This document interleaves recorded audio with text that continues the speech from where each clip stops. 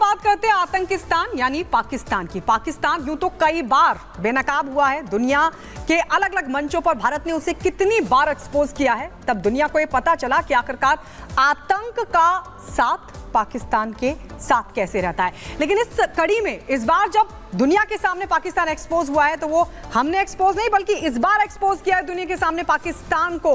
अमेरिकी एनएसए ने किस तरीके से पाकिस्तान की पोल खोली है, आईएसआई की पोल खोली है, इस रिपोर्ट में आपको दिखाते हैं।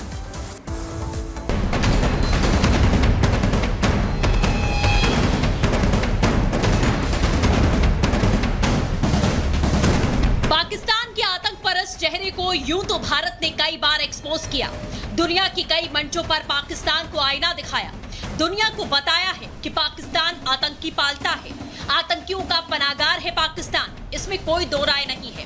और आतंकवादियों की सरपरस्ती में सबसे बड़ा हाथ किसी का है तो वो है पाकिस्तान की खुफिया एजेंसी आईएसआई का। वैसे तो पूरी दुनिया जानती है पाकिस्तान की करतूत को, आतंकिस्तान के मंसूबे सभी को पता है। भारत तो हर बार नापाक मंसूबे उजागर करता रहा, लेकिन इस बार तो अमेरिका ने पाकिस्तान की पोल खोल दी है।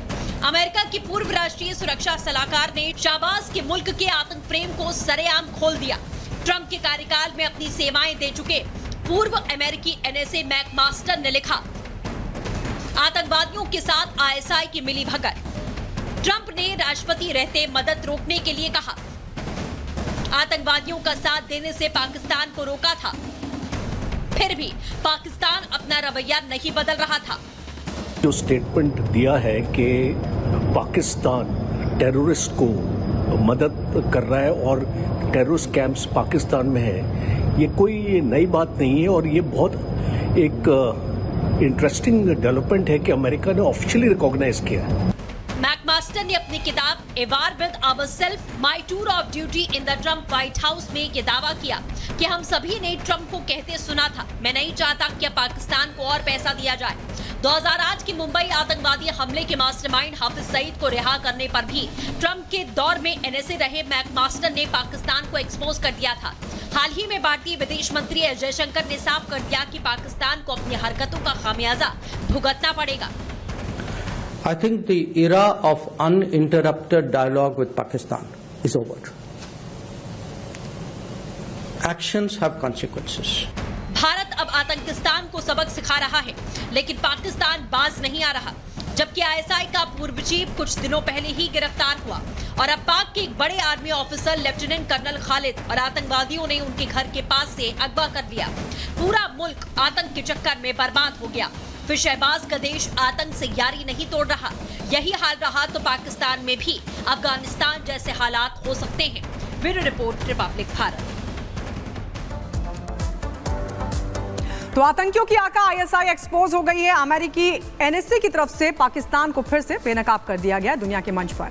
और आइए अब आपको दिखाते हैं 2 मिनट में दुनिया की तमाम बड़ी खबरें।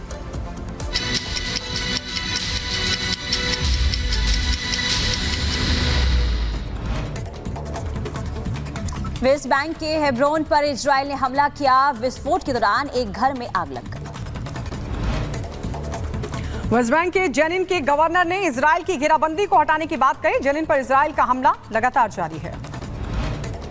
वेस्ट बैंक के जेनिन में इजरायल का लगातार हमला जारी है। इजरायल ने फिलिस्तीन आतंकवादियों पर हमला किया। हमले में एक हमास कमांडर की मौत हो गई।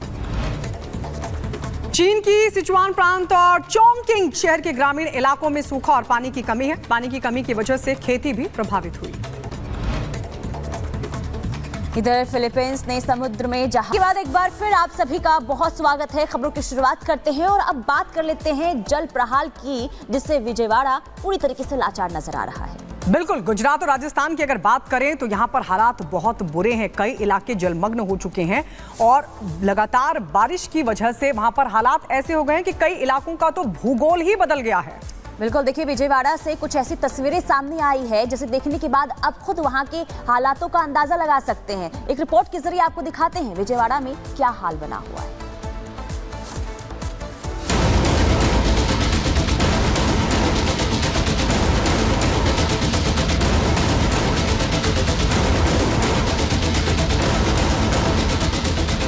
लगातार हो रही बारिश ने गुजरात और राजस्थान में जो गदर मचाया, उसकी तस्वीरें अभी जहन से नहीं गईं कि आंध्र प्रदेश में बारिश ने जबरदस्त तबाही मचाना शुरू कर दिया है।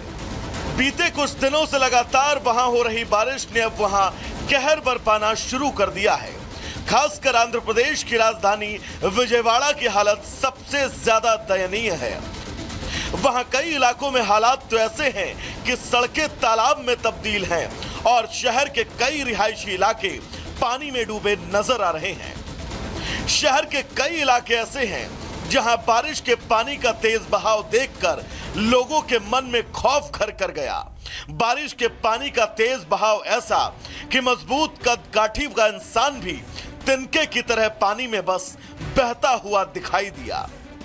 लगातार हो रही बारिश ने वहां ऐसा कहर मचाया है कि सड़क से लेकर बाजार तक सब डूब गए। साथ ही कई इलाकों में लैंडस्लाइड की भी खबरें हैं। मोगल राजपुरम इलाके में भारी लैंडस्लाइड, 8 लोगों की मौत की खबर, जबकि कई घायल। मलबे की चपेट में आए कई घर, सड़क से लेकर बाजार तक बर्बादी। सीएम ने किया मुआवजे का ऐलान। बहरहाल आधे हिंदुस्तान पर इस साल कुदरत का जबरदस्त कहर है। ऐसे में अब देखना यह होगा कि आसमानी आफत से आखिर लोगों को राहत कब मिलेगी। Bureau report, Republic Bharat.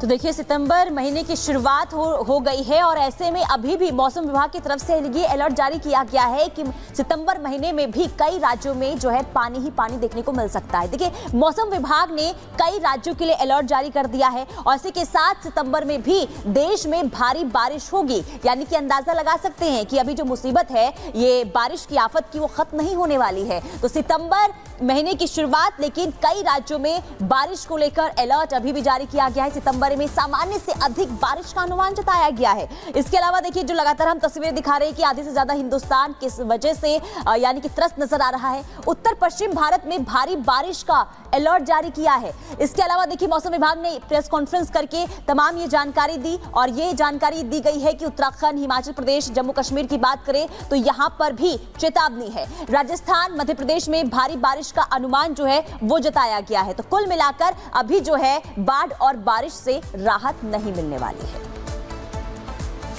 कहते हैं कि जब अपने ही बागी हो जाएं तो चुनौतियां और बढ़ जाती हैं। और सियासत की बात करें तो सियासत में ये चुनौतियां और भी ज्यादा बढ़ जाती हैं। कुछ ऐसा ही हो रहा है इन दिनों झारखंड के सीएम हेमंत सोरेन के साथ, जो चौतरफा मुश्किलों में घिर गए हैं। पहले चंपई सोरेन बीजेपी का दामन थाम चुके हैं और अब ऐसी जानकारी मिल रही है कि कई और कांग्रेस और जेएमएम के विधायक भी बीजेपी में शामिल हो सकते हैं। लेकिन इस बीच लोबेन हेम्ब्रम की तरफ से एक बड़ा दावा कर दिया गया, जिसके बाद हेमंत सोरेन की मुश्किलें और बढ़ सकती हैं। क्या दावा है वो, इस रिपोर्ट में समझिए।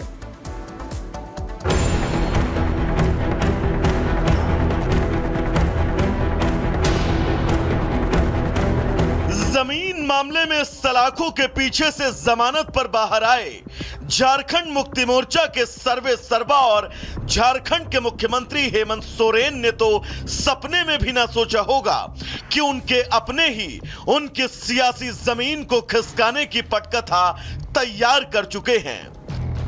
एक कहावत है कि दूध का जला छाछ भी फूक फूक कर पीता है, लेकिन झारखंड की सियासत में हेमंत सोरेन का दूध ने तो मुंह जलाया ही, छाछ ने भी उनकी हालत खराब कर दी।